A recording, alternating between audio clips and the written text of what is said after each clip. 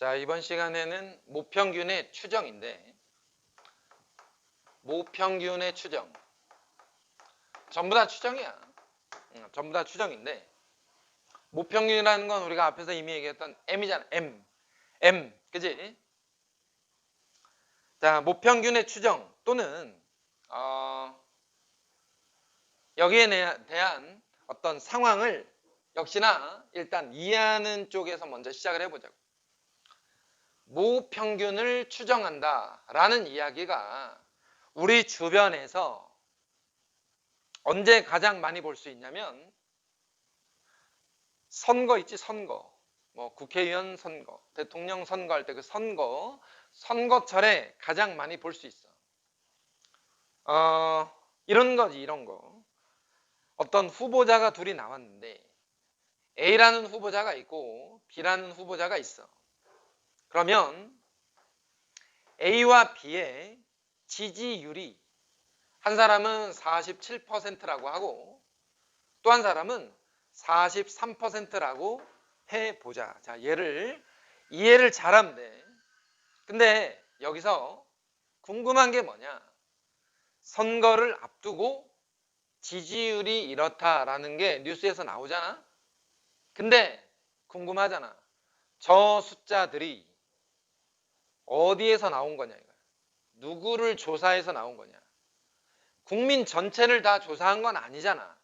왜냐면 국민 전체를 다 조사했다면 선거를 했겠지. 선거를 했으니까 국민 전체를 다 조사한 건데 여기에 나와 있는 47%나 43%라는 저 수치는 우리나라 국민 전체를 다 조사한 수치가 아님에도 불구하고 마치 진짜 저 정도 되는 것처럼 이야기를 한다 이거야.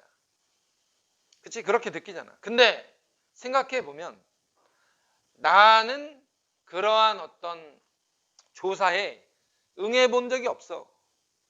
나한테 전화를 했다거나 뭐 이메일을 보냈다거나 내지는 뭐 길거리에서 뭐 물어봤다거나 기타 등등 나에게 저렇게 물어본 적이 없다 이거야. 그치? 근데 도대체 누구를 통해서 저 47%, 43%라는 수치가 만들어지게 된 거냐?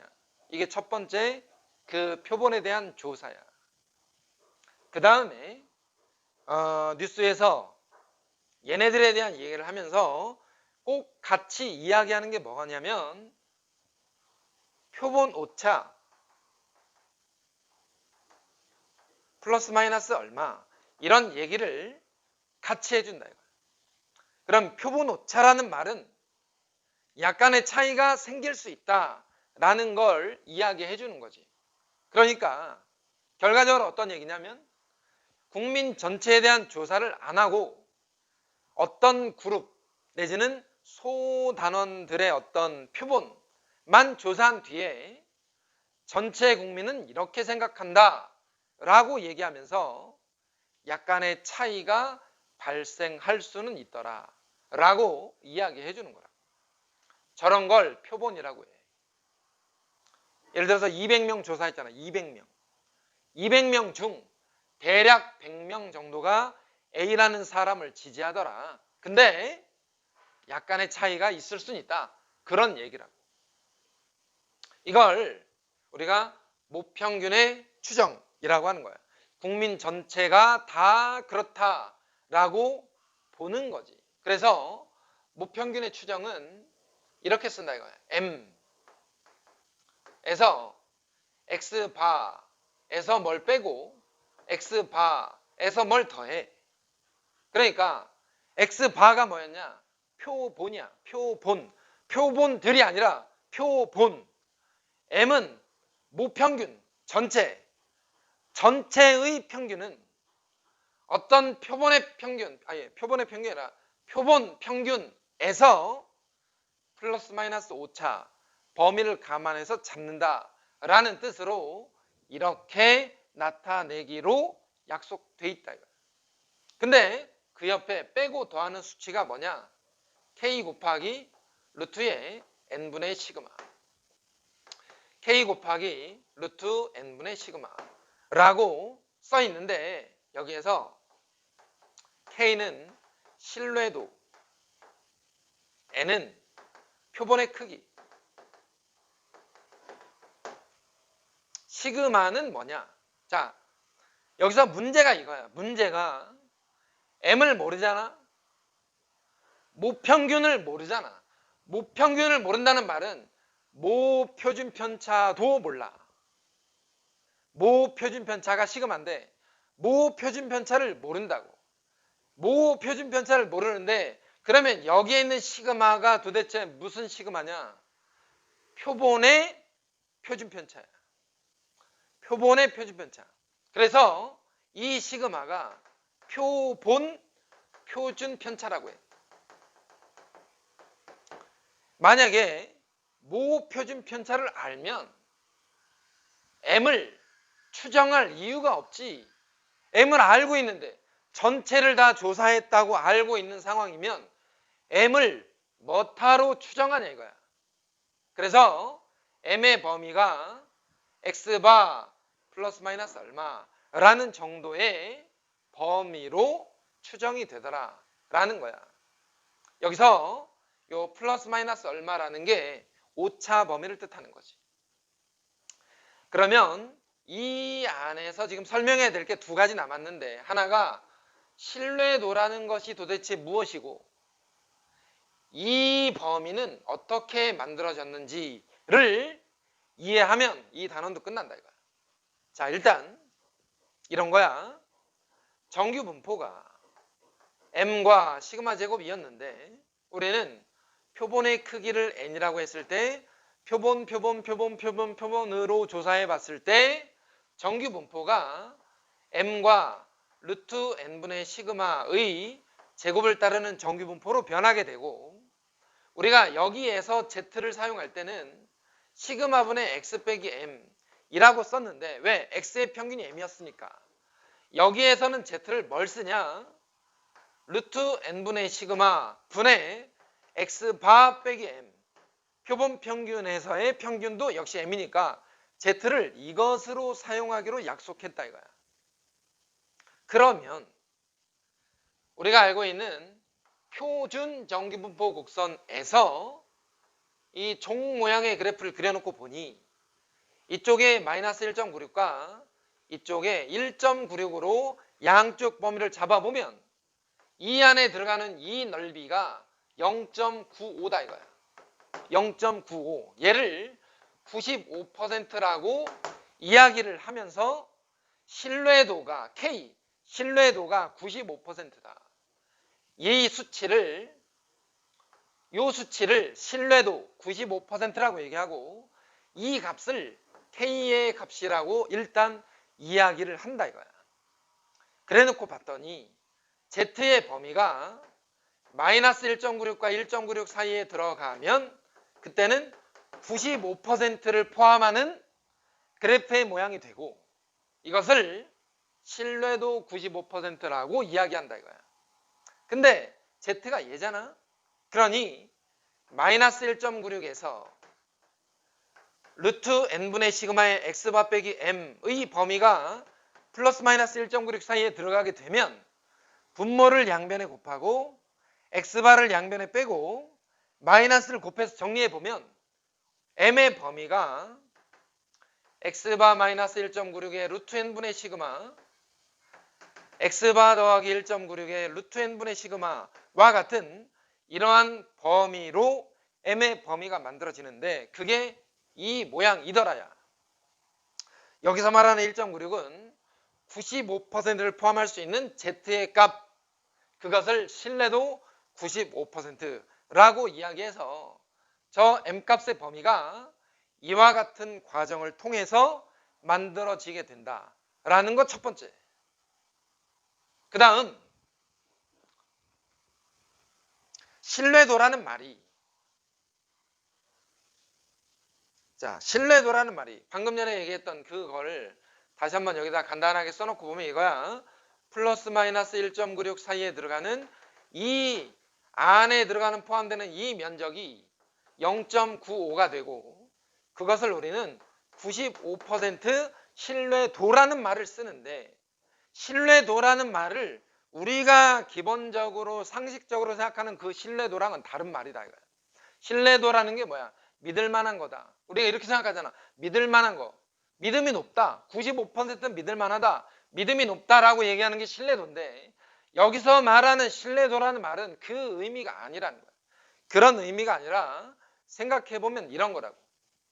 잘 생각해보면 이래. 내 몸무게가 73kg야. 그지? 내 몸무게가 73kg인데 이렇게 얘기하면 어떨까? 생각을 해봐. 어떤 사람에게 물어봤어. 내 몸무게가 어느 정도 되겠냐? 라고 물어봤을 때 그 사람이 대답하기를 70에서 80 사이겠지. 이렇게 얘기하는 사람도 있고 60에서 90 사이라고 얘기하는 사람도 있고 50에서 100 사이라고 얘기하는 사람도 있고 아니면 50에서 60 사이라고 얘기하는 사람도 있고 80에서 90 사이라고 얘기하는 사람들도 있고 그렇게 이야기하는 사람들이 다양하게 많을 건데 그치? 그럴 거 아니야? 내 몸무게를 이야기하는 사람들이 100명 있었는데 100명 중 95명이 내 몸무게를 포함해서 얘기하더라야. 무슨 말이냐면 나의 몸무게를 포함할 확률이 95%라는 것이 신뢰도 95%라는 말이야. 그러면 상식적으로 생각해보면 이런 거잖아. M의 범위를 넓게 잡아. 넓게. 30에서 100 사이. 내 몸무게 70인데 30에서 100 사이. 자, 몸무게를 넓게 잡잖아. 다시 말하면 구간을 최대한 넓게 잡고 이야기한다 이거야. 이만큼, 이만큼, 이만큼, 이만큼. 그러면 내 몸무게를 포함할 확률이 당연히 더 높아지지. 내 몸무게를 포함할 확률이 높아진다고. 신뢰도가 높아진다 이 소리야. 이게 신뢰도가 높다는 말이야. 나의 몸무게, 다시 말해서 평균을 포함할 확률이 높다라는 것이 신뢰도가 높다야. 그러니까 95%의 신뢰도라는 말은 여기에 나와 있는 이 95% 신뢰도라는 말은 M을 포함할 확률이 100번 중 95번이 될 수 있는 그러한 구간이다 라고 생각하는 거야. M을 포함할 확률이 높다. 구간을 넓게 잡으면. 그리고 X바라는 것이 몸무게를 말한 거. 내가 아까 이제 얘기했던 약간의 어폐가 있지만 이런 거야. 나의 몸무게를 최대한 넓게 잡아서 이야기하면 30에서 100 사이, 40에서 110, 50에서 120 이렇게 넓게 잡아서 얘기를 한다면 내 몸무게를 포함할 확률이 당연히 높아진다. 그러니까 구간을 좁게 잡으면 구간을 좁게 잡았다는 게 사실은 정확한 거잖아. 우리가 알고 있는 거. 구간을 좁게 잡으면 잡을수록 더 정확한 수치를 얘기하는 거지. 너 몸무게가 얼마니? 그러면 70에서 72 사이 될 것 같아. 이게 더 정확한 수치라고. 근데 지금 여기서 말하는 신뢰도라는 것은 그런 의미가 아니라 나의 몸무게를 포함할 확률이 높은 그런 구간을 잡는 범위를 신뢰도 95%라고 하는 거야. 1.96과 마이너스 1.96 사이에다가 수치를 잡고 얘기하면 100번 중에 95번은 M을 포함해서 얘기할 수밖에 없다라는 게 신뢰도라는 이야기야. 그래서 95%가 나오면 1.96을 사용하는 거고 99%가 나오면 2.58을 사용하는 거예요. 얘를 조금 더 넓게 잡는 거지. 2.58. 그러니까 구간이 더 넓어지면 M을 포함할 확률이 당연히 더 커질 거지. 더 넓어질 거니까 그것을 우리는 신뢰도라고 이야기를 한다. 그래서 모평균의 추정은 이 M의 범위를 구하는 거야. M의 범위를 구하는데 M의 범위를 구할 때 필요한 요소가 뭐냐? X바, 표본 평균, 그 다음 K값, 신뢰도, 표본의 크기, 그 다음에 시그마. 시그마는 뭐였냐면 모평균에서 말하는 시그마가 아니야. 표본 평균에서 말하는 시그마다 이거야. 그래서 대략 이 정도의 내용으로 문제 몇 개만 풀어보면 누구나 다 할 수 있는 그런 단원이었다라는 거지. 전체적인 내용이 이렇고, 그지? 혹시라도 그 표본에 대한 이해가 잘 안 되는 학생들은 있잖아. 표본이 도대체 뭘까? 라고 생각하는 그 안 되는 학생들은 한 가지 예제만 잠깐 예를 들자면 엘리베이터를 타잖아. 엘리베이터가 표본이야. 예를 들어서 엘리베이터 있지. 엘리베이터에 뭐라고 돼 있냐면 15명, 예를 들어서 1000km 이렇게 이런 것들이 붙어 있어. 그러니까 엘리베이터는 그 안에 몇 명이 타든 사실은 1000km가 넘었냐 넘지 않았냐만 중요하지. 엘리베이터에서는. 그럴 거 아니야. 엘리베이터에서는. 예를 들어서 여기에 몇 명이 탔는데, 이렇게 몇 명들이 타게 됐는데, 이 안에서 갑자기 8명이 타게 됐는데 경보음이 울리잖아. 그러면 우리가 어떤 생각을 해? 8명이 1000km야. 내 몸무게는 안 중요하지. 나 70kg인데? 나 때문에 울리는 것 같지 않은데? 이런 생각을 할 필요가 없다. 왜? 8명이 1000km가 넘어갔으니까 울리는 거야. 그러면 우리는 어떤 생각을 하냐? 나도 125kg. 8명 똑같이. 너도 125kg. 옆 사람도 125kg. 125kg짜리 8명이 탔기 때문에 1000km가 넘어가면서 경보음이 울리는 거야. 그게 표본이라고. 표본이라는 것은 그 덩어리 안에 하나하나가 중요한 것이 아니라 그 8명 전체의 평균, 그것만 중요한 거라고. 하나 더 얘기를 하자면 이런 거지. 하나 더. 마트에 가잖아. 음료수를 사. 6개 묶음으로 파는데 2,400원에 팔어. 6개짜리 묶음에 2,400원 판다고. 근데 원래 한 개 가격이 700원이었던 어떤 음료수였어.